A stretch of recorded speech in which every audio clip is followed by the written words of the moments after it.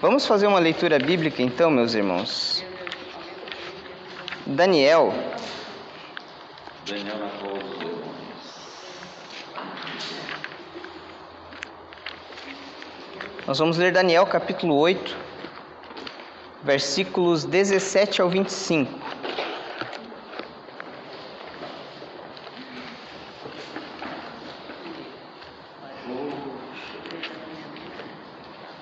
Daniel capítulo 8, versículo 17 ao 25. Amém? Os irmãos encontraram lá? Estão abrindo o livro. É gostoso abrir livro novo, né? Daniel 8. Daniel capítulo de número 8, do 17 ao 25. Ah, irmão, acho que está no Antigo Testamento, Daniel.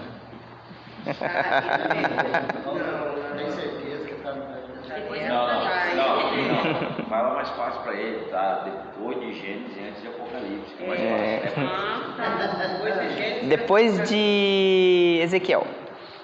Isaías, Jeremias, Ezequiel, Daniel. O último dos profetas maior. Capítulo de número 8, versículo 17. Isaías, Jeremias, Ezequiel e Daniel por último. Enquanto nós buscamos a TV e os caras não tiveram nascido, né? Oi? Digo, nós buscamos ter vida e os camaradas tiveram nascido, mataram os caras. Ah, sim, hoje infelizmente tivemos esse fato aqui no Rainha, né? Então vamos lá, meus irmãos. Daniel, capítulo de número 8, versículo 17, diz assim, ó. E venho de perto de onde eu estava, e vindo ele, me amedrontei, e caí sobre o meu rosto, mas ele me disse, entende, filho do homem, por que esta visão acontecerá no fim do tempo?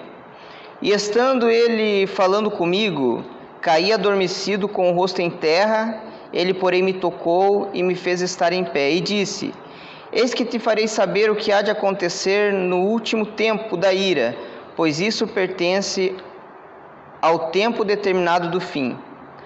Aquele carneiro que viste com 2 chifres são os reis da Média e da Pérsia, mas o bode peludo é o rei da Grécia, e o grande chifre que tinha entre os olhos é o primeiro rei.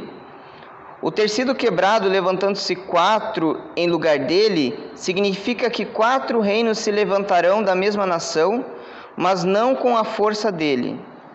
Mas no fim do seu reinado, quando acabarem os prevaricadores, se levantará um rei feroz de semblante e será entendido em adivinhações. E se fortalecerá no seu poder, mas não pela sua própria força, e destruirá maravilhosamente e prosperará, e fará o que lhe aprouver, e destruirá os poderosos e o povo santo. E pelo seu entendimento também fará prosperar o engano na sua mão, e no seu coração se engrandecerá, e destruirá muitos que vivem em segurança, e se levantará contra o príncipe dos príncipes, mas sem mão será quebrado. Apenas até aqui, meus irmãos. Visão. Essa nossa lição que a gente vai estudar, ela vai falar sobre a sociologia do Novo Testamento, e ela vai falar sobre 2 grandes impérios. Paz do Senhor Jesus. Vem cá pegar uma lição. Que é o Império Grego e o Império Romano, que são os 2 impérios que tiveram mais influências. O Iago não vai querer, porque ele tem 10 irmãos. Ah, tá. Beleza. Tem um 10 aí. Tá ótimo. Tem 10? Não valeu então, tem que fazer a prova de novo. Ah, pois é. Então o que acontece? Porque o Império Grego e o Império Romano foram os impérios de maiores influência no tempo do Novo Testamento. Eu fiz essa leitura em Daniel porque eu quero ver se nessa primeira aula, para a gente fazer a introdução ao Novo Testamento, a gente dá uma olhadinha no Antigo Testamento primeiro, para a gente não ficar perdido, né? E a gente fez essa leitura de Daniel. É importante a gente saber que lá no livro de Daniel, eu queria ter desenhado isso, eu não tive tempo de desenhar antes da aula, né? Então vamos tentar desenhar aqui, né? Você sabe que Daniel, no capítulo 2, ele teve uma visão de uma estátua, correto? Vocês lembram da visão da estátua? ele sonhou com uma estátua. Eu não vou desenhar porque eu vou escrever, porque é melhor escrever do que desenhar, né? Que a cabeça era de ouro, né? Cabeça ouro. O peito prata. Não foi Daniel que teve a visão, foi o rei Nabucodonosor. Daniel interpretou a visão, né? O cinto de cobre e os pés de ferro. Desculpa, as pernas. Os pés era ferro com barro, né? Capítulo 2 de Daniel.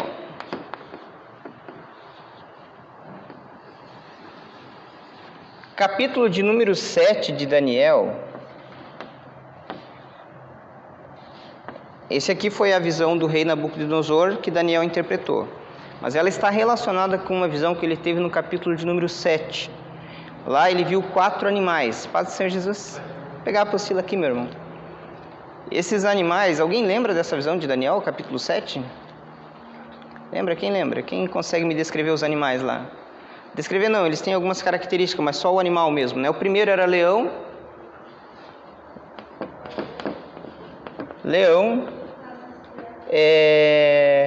Urso, leopardo,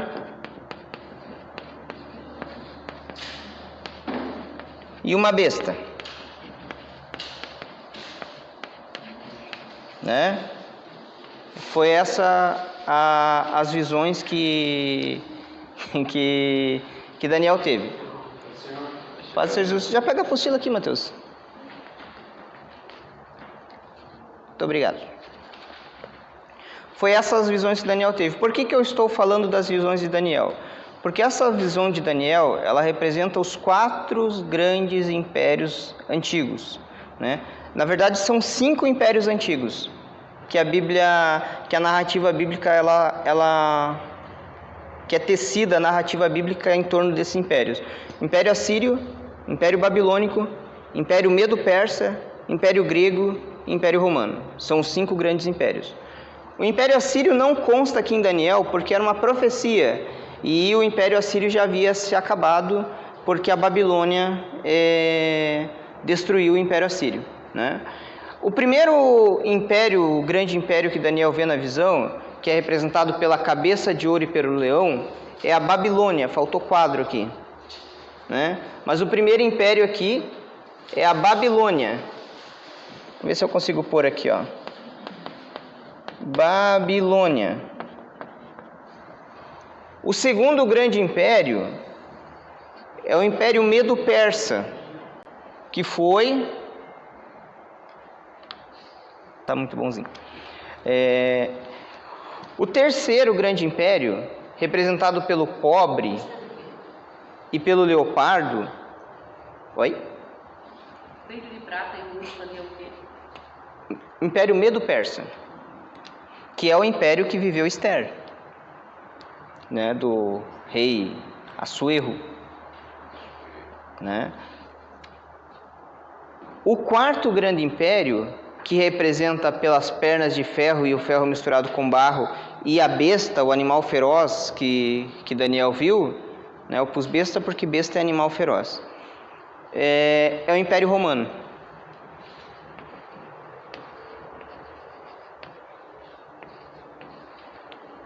Por que é importante a gente entender esses 5 grandes impérios, né? Porque a gente precisa entender que cada império desse aqui teve um significado dentro da história bíblica. O Império Babilônico foi o império que levou Judá em cativo.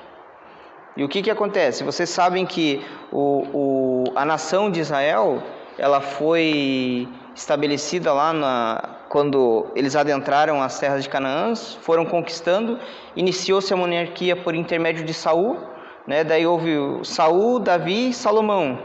O império se partiu, rachou, se tornou Reino do Norte e Reino do Sul, né?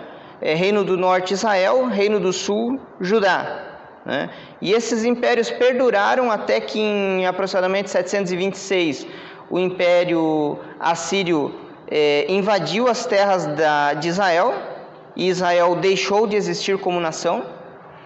E em 586 a Babilônia invadiu então Judá, e também a nação de Judá deixou de existir, né?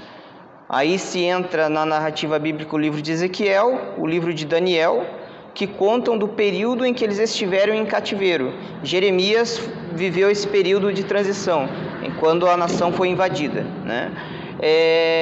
E o que aconteceu depois? Depois disso, não se ouve falar mais em Reino de Israel, na sua totalidade, ocupando toda a Palestina.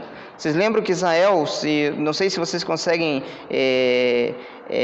pensar no mapa lá da Palestina, Israel acompanhava todo o Rio Jordão ali, né? Toda aquela área do Rio Jordão, e praticamente chegando à costa era termos de Israel. A costa era da Filistia, mas praticamente todo aquele termo era Israel. Não sei se vocês conseguem lembrar disso ou visualizar isso. Eu queria ter um data show para trazer esses mapas, mas ainda não tá legal, né?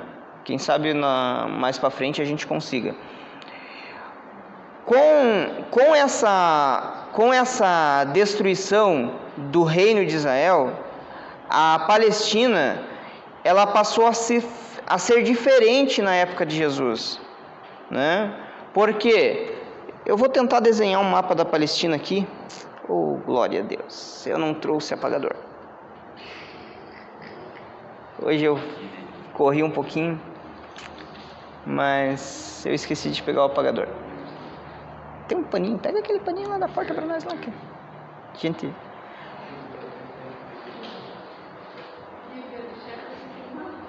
Tem, mas é muito pequeno, né? Daí a gente não vai...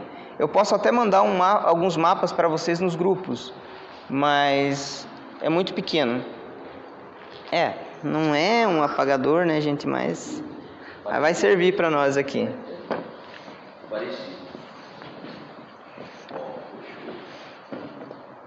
Aí. Os termos de Israel, deixa eu me localizar aqui. Tá, gente? Claro que não vai ser um mapa preciso, né? Mas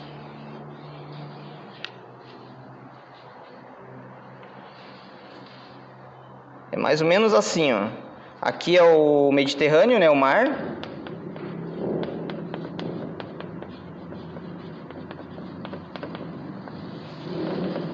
Né?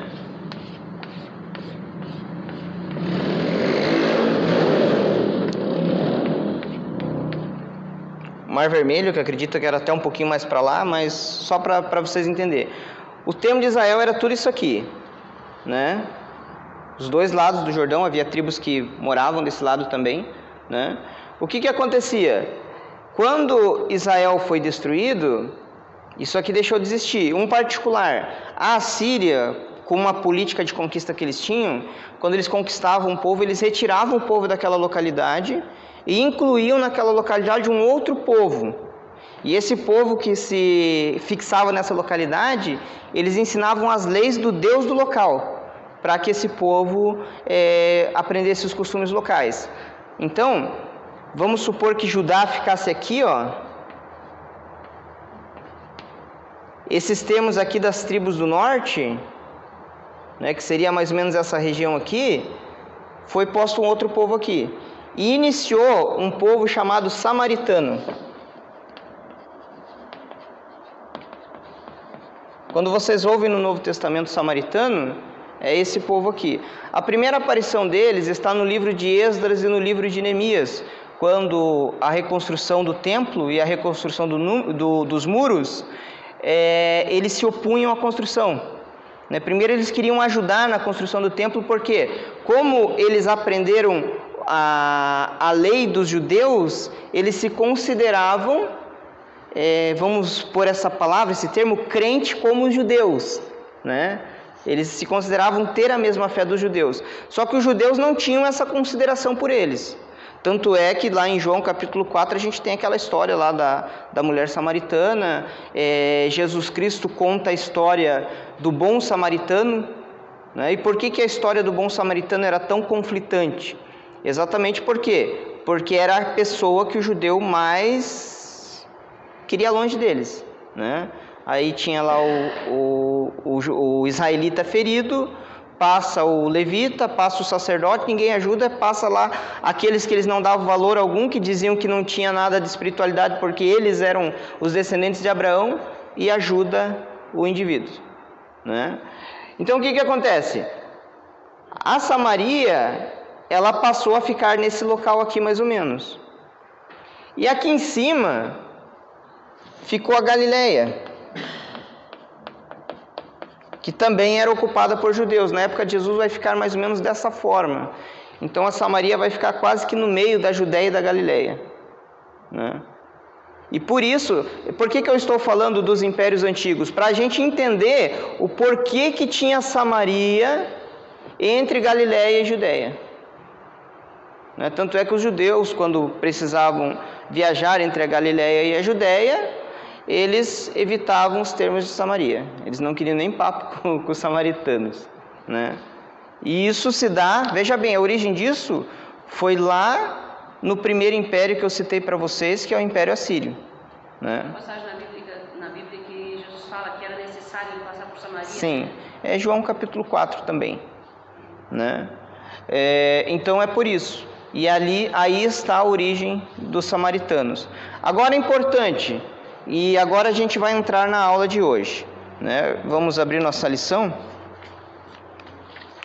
na introdução, página número 5. Eu quero ler essa introdução com vocês.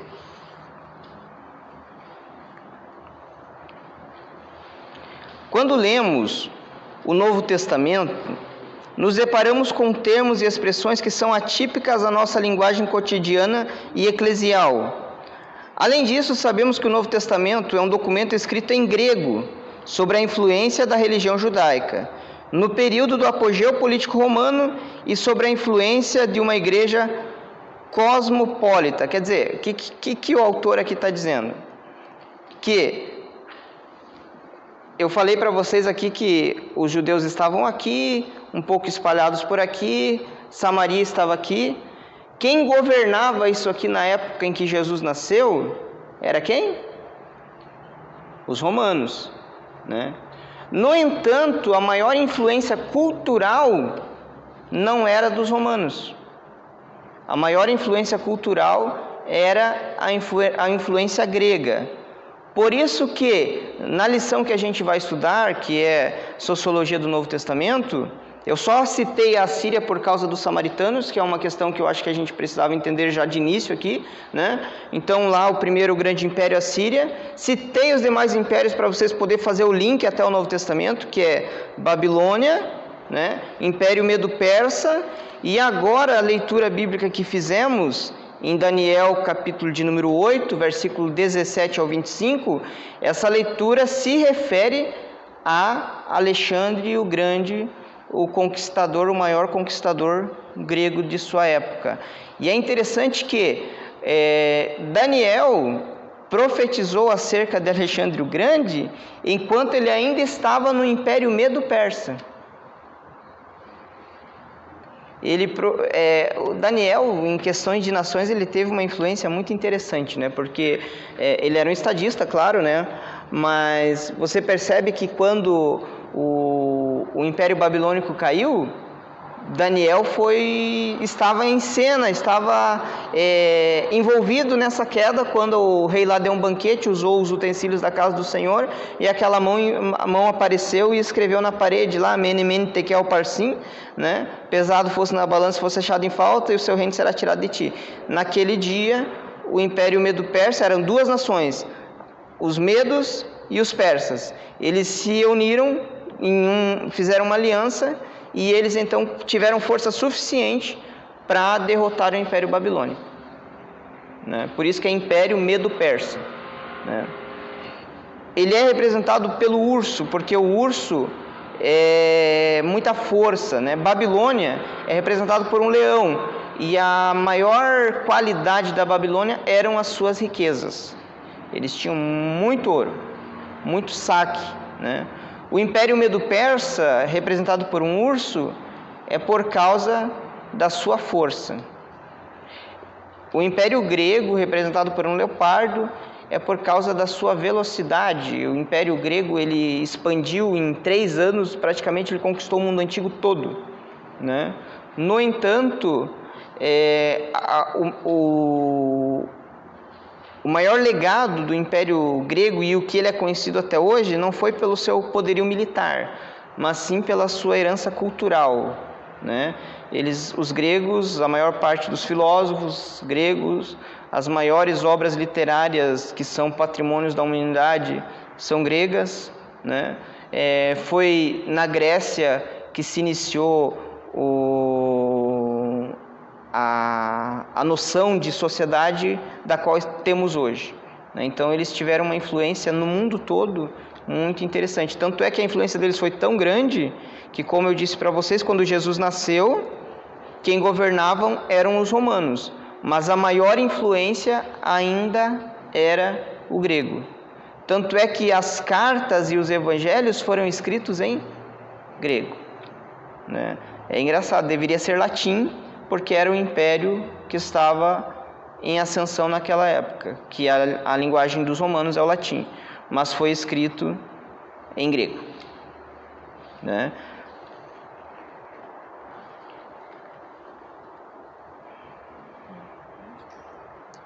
Toda essa diversidade cultural encontrada no cânon neotestamentário nos leva a encetar dúvidas e por vezes dificultam até mesmo uma boa interpretação do texto sagrado. Surgem dúvidas como, por exemplo, qual a origem das seitas listada nas páginas do Novo Testamento? Quais são as influências filosóficas e que condições sociais e culturais contribuíram para a redação do texto do Novo Testamento e para a formação doutrinária do cristianismo? Ou ainda, por que o soberano Deus estabeleceu especificamente como tempo para revelar-se através do Logos encarnado, Jesus Cristo, e do Rema, a conclusão do cânon bíblico, esse período? Essa perplexidade é facilmente respondida quando estudamos o pano de fundo social, cultural e religioso sobre os quais são subjugados. Os hagiógrafos neotestamentários, o apóstolo gentil Paulo, na epístola aos crentes da Galácia, nos orienta que não nos atenhamos a essa tarefa de pesquisa. Nos orienta para que nos atenhamos a essa tarefa de pesquisa e nos chama a atenção para esse período histórico contemporâneo, a encarnação do Deus Filho, vindo à plenitude dos tempos. Deus enviou seu Filho. O evangelista Marcos demonstra o mesmo em Marcos capítulo 1, versículo 15, o tempo está cumprido, o reino de Deus está próximo, arrependei-vos e crede no Evangelho. Embora na maioria das vezes nos atenhamos para os aspectos judaicos nos escritos que compõem o cânon neotestamentário, é necessário salientar que não apenas esses, mas também os gregos e romanos e posteriormente um grupo formado por todos eles, a igreja, formam e fornecem materiais que compõem o conteúdo do Novo Testamento. Então, essa é a importância. Por que Jesus resolveu nascer, né? Deus é soberano e ele escolheu a época em que ele nasceria. Por que ele escolheu nascer justamente nesta época? Existem alguns fatores, né? Primeiro, a influência grega. A cultura havia prosperado um pouco mais, os escritos haviam prosperado um pouco mais. Eu posso dizer para vocês, se fôssemos para trazer para os dias de hoje o que acontecia lá, o grego hoje seria um inglês, né? Se você souber inglês fluente, você viaja para qualquer parte do mundo e você vai encontrar alguém lá que fala inglês e vai conseguir se comunicar com alguém porque você fala inglês. Diferente de nós que falamos o português, se a gente sai do Brasil, a gente tem problemas de comunicação se não soubermos uma outra língua. Na África, né, que vai conseguir falar Português. Na África tem, né? Em Portugal também. Mas, né, em termos de Europa, até mesmo lá para os lados orientais, se você souber um inglês, você vai ser mais bem sucedido numa viagem é uma língua praticamente universal. Na época, a língua universal era o grego. Por isso que as escrituras, os escritos originais do Novo Testamento são em grego. Outro fator que por providência divina Jesus escolheu nascer naquela época lá. Os romanos, eles, por causa da expansão territorial que eles tinham, eles construíram muitas estradas. E os gregos, eles também foram muito influentes nas navegações ali pelo mar Mediterrâneo. Então, e depois os romanos herdaram isso deles, mas os romanos em terra, eles construíram muitas estradas, o que deu facilidade de circulação. E isso então também foi uma contribuição, e os teólogos, os historiadores acreditam que Jesus escolheu nascer naquela época exatamente por causa disso, porque havia uma língua universal e porque haviam bastante estradas. Existem estradas gregas que foram construídas naquela época, que ainda existe hoje, né? Eles faziam um trabalho bem bom. Bem feito. Né? Então, são esses os fatores que Jesus Cristo resolveu nascer naquela época ali. Foi uma época bastante conturbada, obviamente, né? Principalmente para os judeus. Você vê em toda a história do Novo Testamento, ali, principalmente nos Evangelhos, que sempre há problemas ali entre romanos, judeus, né? Na própria crucificação de Jesus Cristo, os judeus, pela sua lei, eles queriam matar Jesus, mas eles não podiam fazer isso porque poderia ser considerado uma rebelião contra Roma. Aí eles ficavam jogando Jesus de Pilatos para Herodes, e por causa dessas questões políticas que envolviam aquela região ali. E Pilatos, né, ele resolveu crucificar Jesus para acalmar a multidão, porque ele estava ali para manter a ordem na região, e a forma que ele achou que convinha para manter a ordem era aceitar, né, que Jesus fosse crucificado. Por isso que ele propôs aquela situação para os judeus lá: quem que vocês querem que a gente crucifique, Barrabás ou Jesus? Né? E eles resolveram ficar com Barrabás e crucifique Jesus, né? Por causa dessas questões difíceis ali que havia entre os romanos e os judeus. Então vamos lá para a página número 7, a influência grega.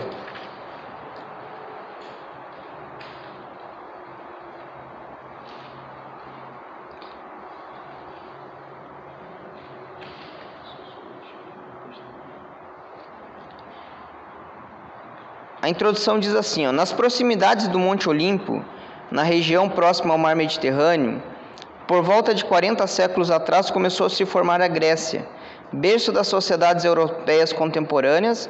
A região, na época chamada Hélade, passou a abrigar diversas cidades independentes como Atenas, Esparta, Delos e Corinto. O relevo extremamente acidentado seria fator decisivo para que não se constituísse um Estado unificado. Mesmo assim, costumes comuns como idioma e religião deram ao conjunto das cidades uma única identidade cultural. Com base no espaço geográfico, a Hélade pode ser dividida em 3 partes distintas, né, a geografia local. Então, a primeira parte é a continental, formada por montanhas e planícies férteis isoladas; peninsular, com litoral recortado por golfos, baías que facilitavam a navegação; a insular, com numerosas ilhas que permitiam navegar com terra sempre à vista, característica importante numa época de técnica naval precária, né? Precária porque, assim, gente, eles conseguiam, nessa época a humanidade conseguia navegar ali pelo mar Mediterrâneo, né, com certa dificuldade. Um exemplo disso nós temos no profeta Jonas, o fujão, tentou fugir para a Espanha, gente, né? E quando ele tentou fugir para a Espanha, você vê que eles tinham bastante dificuldade de navegação. Quando deu a tempestade lá, eles não sabiam o que fazer, né? Então já desde aquela época se percebe que o mar Mediterrâneo era utilizado para navegação. Porém, ele só era permitido barcos rasos, barcos pequenos no mar Mediterrâneo, porque barcos muito grandes, as costas do Mediterrâneo, principalmente na Palestina ali, elas são muito rasas. Então os barcos encalhavam. E por isso que não existe tantos portos ali na região da Palestina.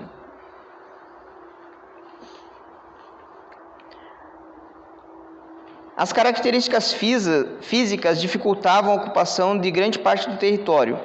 Apenas 20% de sua área era propícia à atividade humana. Poucas chuvas e a ausência de grandes rios, por sua vez, dificultavam a prática da agricultura. A navegação costeira era a única atividade facilitada pelas condições geográficas. Nenhuma dessas circunstâncias, no entanto, acabou transformando-se em obstáculo para o desenvolvimento de uma cultura extremamente significativa, tanto para o mundo antigo quanto para as sociedades contemporâneas.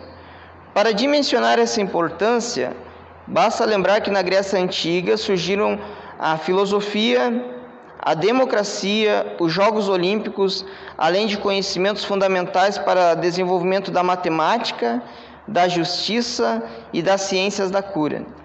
A história da Grécia Antiga se estende do século XX ao século I a.C., e normalmente é dividida em 5 períodos.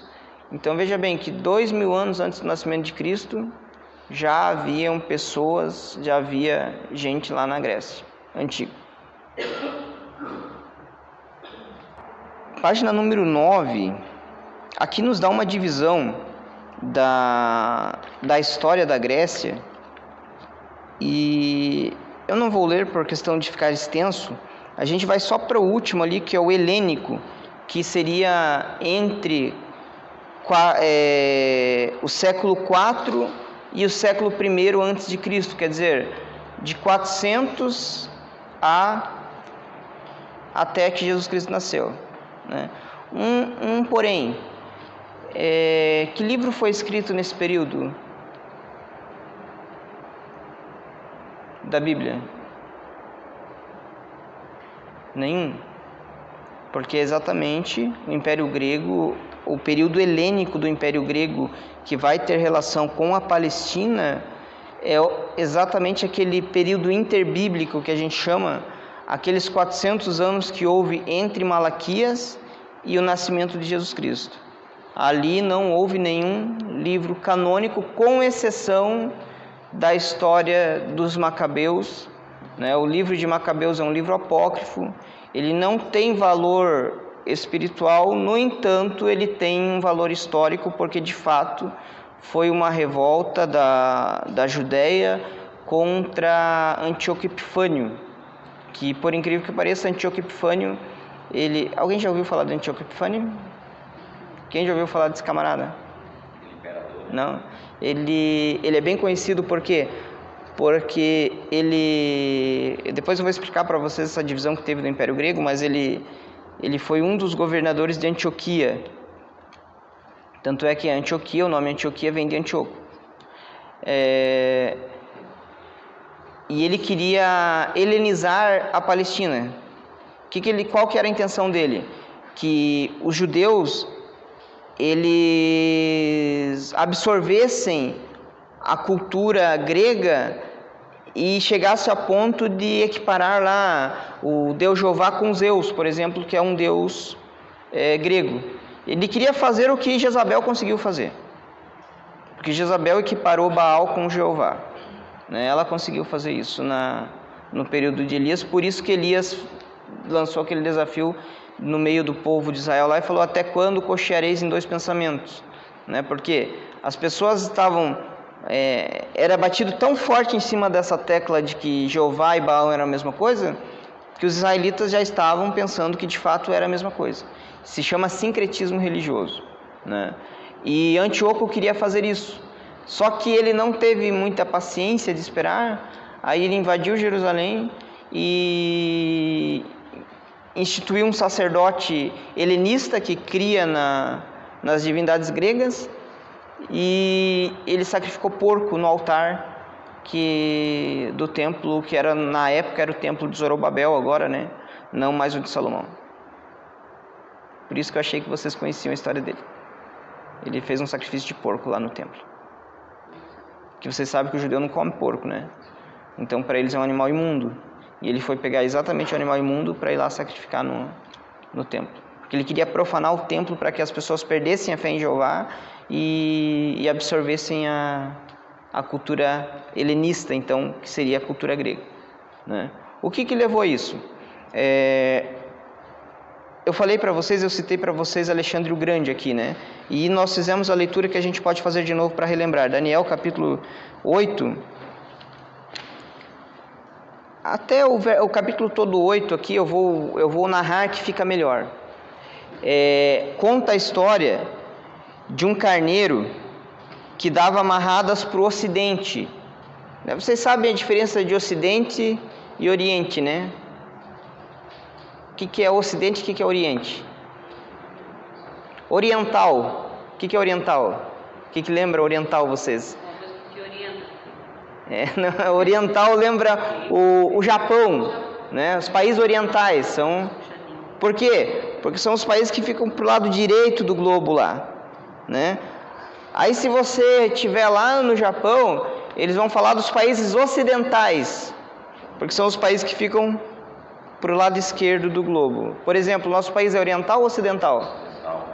Ocidental, porque a gente fica pro lado de cá do globo, né? Então o que acontece? Esse bode, esse carneiro que dava amarradas para o oriente, como a própria profecia diz aqui, era o Império Medo-Persa. Porque, não sei porquê dos porquê, que o Império Medo-Persa expandiu e resolveu ir puxar briga lá com os gregos, né? E os gregos se sentiram provocados. Não, eles expandiram seu território, mas também não prosperaram, não chegaram a invadir a Grécia, né? Mas daí o que aconteceu? O pai de Alexandre o Grande, ele queria invadir agora o Império Medo-Persa, não pôde fazer. Alexandre o Grande, quando tinha 30 anos, foi coroado rei e resolveu fazer uma campanha militar,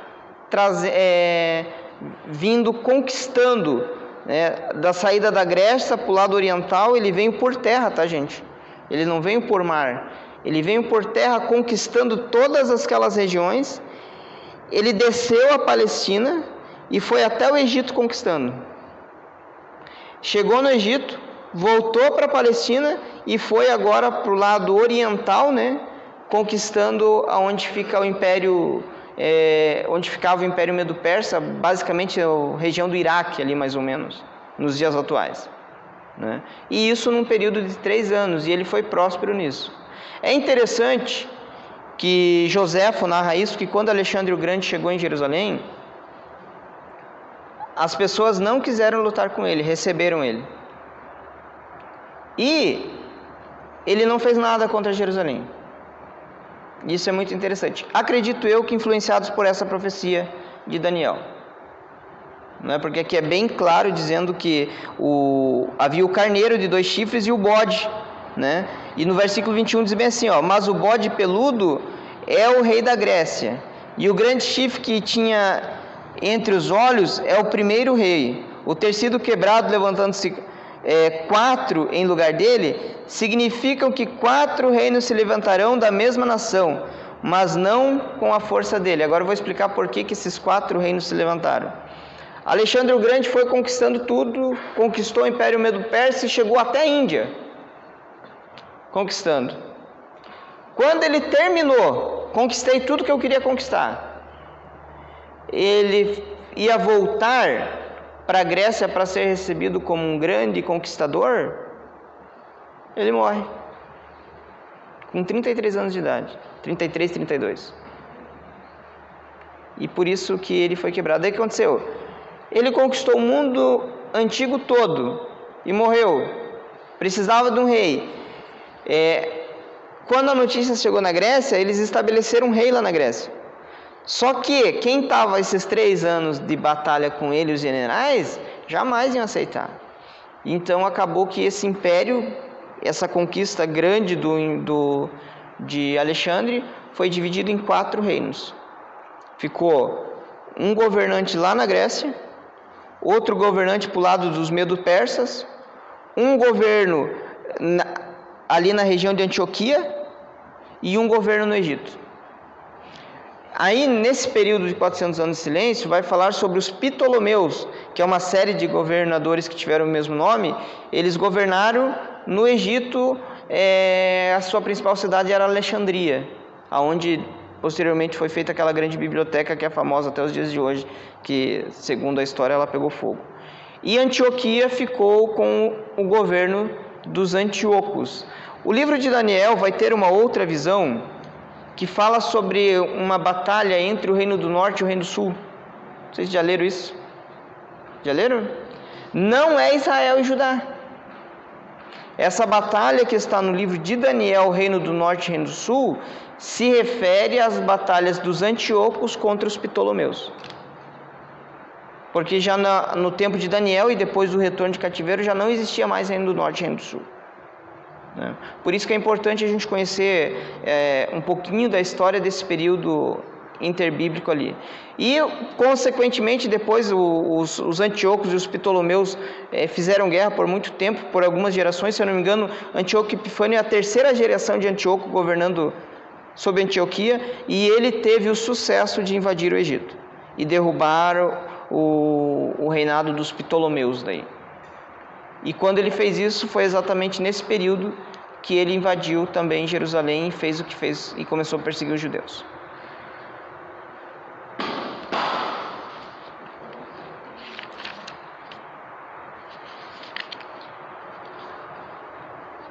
Amém, irmãos? Eu sei que é conteúdo forte, né? É difícil de entender a situação. Alguma pergunta? Opa! Opa!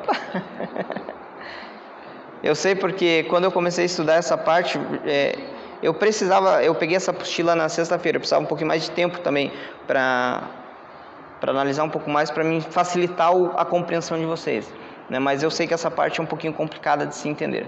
Mas eu estou tentando passar só as bases, para que quando vocês forem ler isso lá em Daniel, ou até mesmo no livro de História Secular, vocês consigam se localizar um pouquinho melhor. Amém? Vamos fazer uma pausinha então, já 7:55. Depois a gente continua. Captaram aí de onde vem a língua grega e por que o grego era muito falado naquela época? Qual é o motivo? Oi? Por causa que houve o Império Grego, né, que se iniciou pelas conquistas de Alexandre o Grande, e o Império Grego dominou todo o mundo antigo. Alexandre o Grande morreu, o Império foi particionado em 4, só que a herança cultural dos gregos, por ser muito forte, né, ela passou a ter influência no mundo antigo todo. Tanto é que depois do Império Grego veio o Império Romano, mas a influência grega continuava ainda forte, inclusive o seu idioma. Entenderam, meus irmãos? Até meu parente Ricardo Salles. Oi? Meu parente Ricardo Salles, que além de estar mostrando aqui. Mas é realmente isso aí, que devido a essa situação, eles queriam que o grego fosse a língua única, universal. Sim. Né?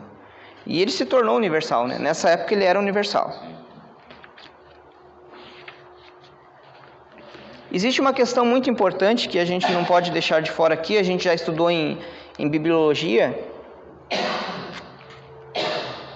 mas vamos comentar novamente. Vocês lembram o que é Septuaginta? Lembram ou não?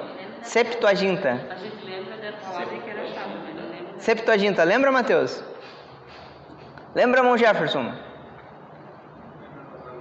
Vai lá, tenta. Consegue nos dar uma visão assim, não? Então, veja bem, vamos voltar lá para Alexandre o Grande. Alexandre o Grande conquistou o mundo todo, seu império foi dividido em 4. Nós falamos que havia lá os Antíocos e os Ptolomeus que estavam em guerra, né? A capital dos Ptolomeus era Alexandria, em homenagem a Alexandre o Grande. Lá havia uma biblioteca muito grande a intenção de quem fez a biblioteca era que houvesse escritos de todo o mundo naquela biblioteca. Inclusive, houve-se o interesse de pôr lá a Bíblia dos judeus, isso é, o Antigo Testamento. Para isso, eles pegaram 72 israelitas, segundo a tradição, né? 12 de cada tribo, e em 70 dias eles fizeram a tradução da Bíblia do hebraico para o grego, exatamente por causa dessa influência grega no mundo todo, né? Por isso que se chama Septuaginta, ou a tradução dos 70, do hebraico para o grego. Uma vez eu fui numa livraria e quis comprar uma Septuaginta, porque eu vi que tinha lá, né? Fiquei todo faceiro, uma Bíblia que foi traduzida do hebraico, e na época eu ainda não conhecia bem essa questão.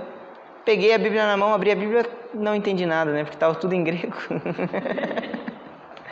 Aí eu fiquei até meio chateado, assim, falei, poxa, como a gente é ignorante de vez em quando, né?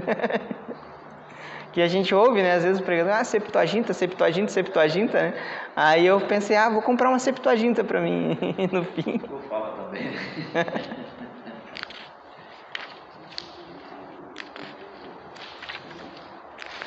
Vamos para a página número 17, meus irmãos. Essa parte talvez interesse a alguns irmãos, eu praticamente não tenho muito interesse, mas vamos lá. Página número 17, deuses e heróis, né? Aqui tem uma tabelinha com os principais deuses dos gregos, né? Essa tabelinha aqui começa com Zeus, que é a divindade principal, Hera, que era a esposa de Zeus, e depois vem o panteão com vários outros deuses. Nomes bastante conhecidos que eu acredito que vocês conhecem. Você veja bem, a influência grega é tão forte que até hoje a gente conhece o nome dos deuses deles, né? São nomes comuns. O desenho da Renata, né? Sim, desenho, marcas, por exemplo, vocês sabem a asa da Honda? A asinha da Honda? A origem dela é uma referência ao deus Hermes, né? Então você vê que a cultura grega até hoje ainda continua influenciando, né? Apesar de que as pessoas perderam hoje ninguém mais acredita no panteão grego como deuses, né? Se tornou o que a gente fala hoje de mitologia, né? Que são mitos. Zeus, a divindade principal, era Atena, filha de Zeus, protetora das artes da sabedoria, era venerada particularmente em Atenas, onde em sua honra foi edificado o famoso Partenon. Apolo, deus da luz, filho de Zeus, era representado como um jovem forte e belo, a princípio tomado como deus da medicina. Mais tarde, esse título foi atribuído a seus filhos Asclépio e Esculápio. Tem essa palavra Esculápio, né? Esculápio.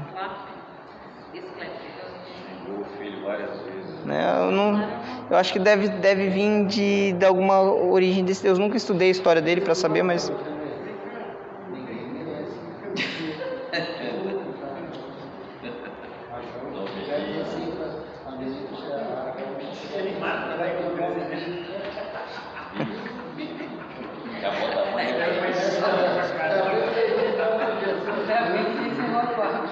Já vou precisar de João, já vou. Artemis era a deusa da caça, porém seu culto confundia-se com o de outras divindades, como o de Selene, deusa do luar. Em Éfaso, centro de seu culto, era considerada a deusa universal da natureza. Hermes, que nós falamos agora, mensageiro dos deuses, e o deus do comércio, comumente representado com um capacete provido de pequenas asas. Dionísio, cujo culto talvez seja de origem oriental, era o deus do vinho, A festa em sua homenagem era tumultuosa e acompanhada de grandes libações. Esse Dionísio, na mitologia romana, daí, porque os romanos trocaram os deuses de nome, o nome dele é Baco. Baco. Da onde vem a palavra bacanal, bacana, a origem é daí.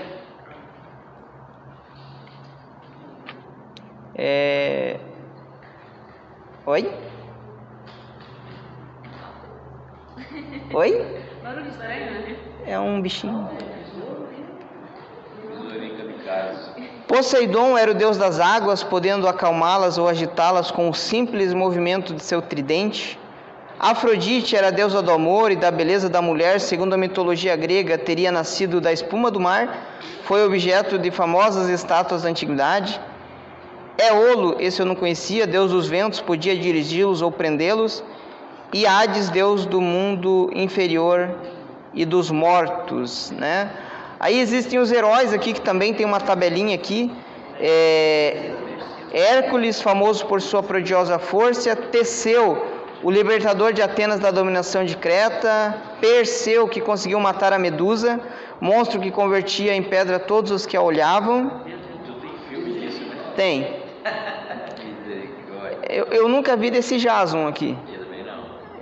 Aquele que juntamente com os grandes navegantes conseguiu reconquistar o Velocino, carneiro mitológico de velo de ouro.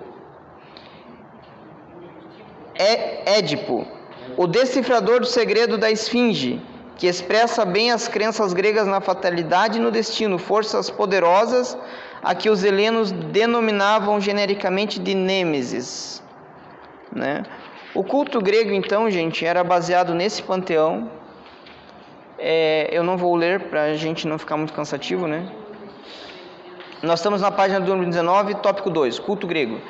Era baseado nesse panteão, além de que haviam heróis que poderiam ser locais, pessoas que faziam grandes feitos, e eles atribuíam esses feitos a um certo grau de importância, eram considerados heróis.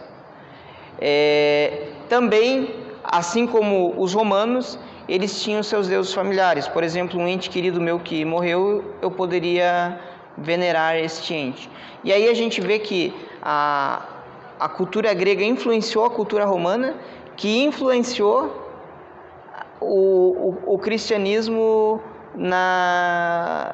no século IV depois de Cristo, quando foi instituído o catolicismo como religião universal do Império Romano.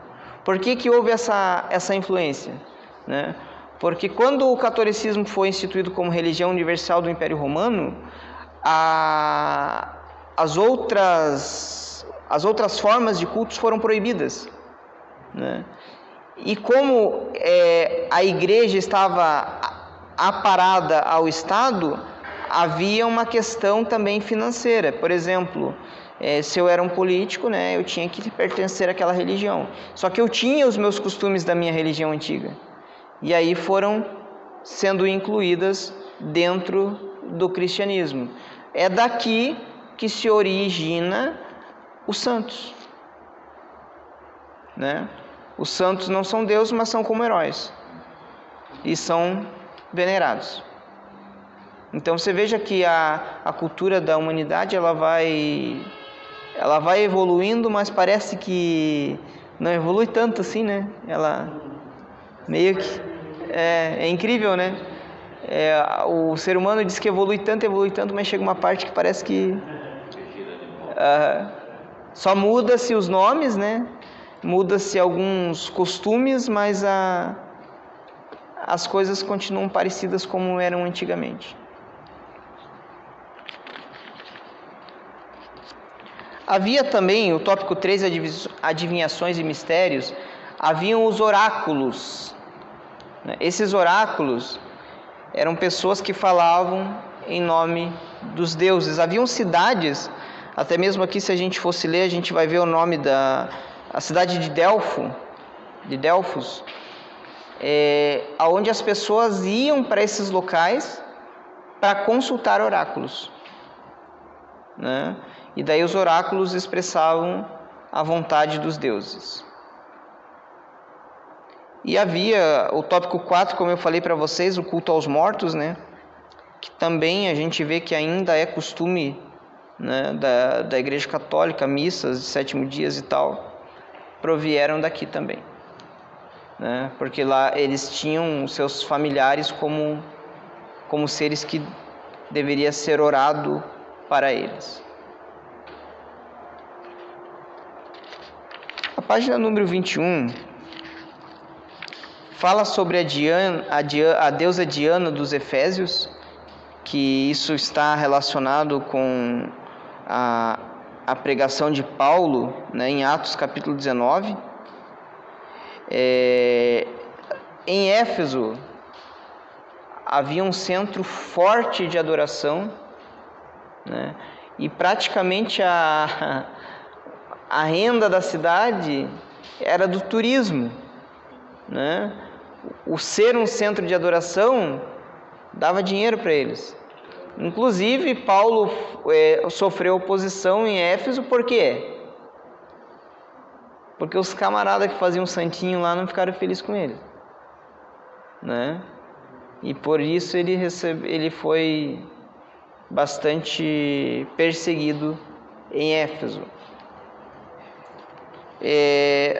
A gente até pode ler, eu não vou ler muito para não ficar muito cansativo, mas aqui diz assim, ó: quando lemos o texto de Atos 19, 23 ao 40, nos deparamos com a narração em que o apóstolo Paulo, ao passar pela cidade de Éfeso, causou frisson, eu acredito que essa palavra aqui, nos adoradores da deusa Diana. O nome latino da deusa Artemis, a deusa Artemis, filha de Zeus, tinha os traços de divindade asiática. Deusa da natureza selvagem, ela exigia sacrifícios humanos, era também deusa da feminilidade e da fertilidade. O Artemision, santuário de Artemis, era uma das 7 maravilhas do mundo. Reconstruído várias vezes, aquele que Paulo viu era a obra do arquiteto de Alexandre Magno. O geógrafo e historiador Estrabão nos dá as seguintes informações sobre o templo de Artemis. Nós não vamos ler as informações, né? E também aqui na página de número 22 fala sobre a deusa Afrodite dos Corintos. Paulo, na sua primeira carta, ele fala muito sobre prostituição na sua primeira carta. Por quê? Porque a deusa dos Corintos era a Afrodite. E essa deusa Afrodite, como ela era a deusa do amor, a sua forma de culto, os seus cultos ritualísticos, incluíam prostituição cultual. Então havia em Corinto as sacerdotisas que eram prostitutas. Segundo eu li em alguns lugares, essas mulheres elas tinham seus cabelos raspados. Elas tinham cabelos curtos, né?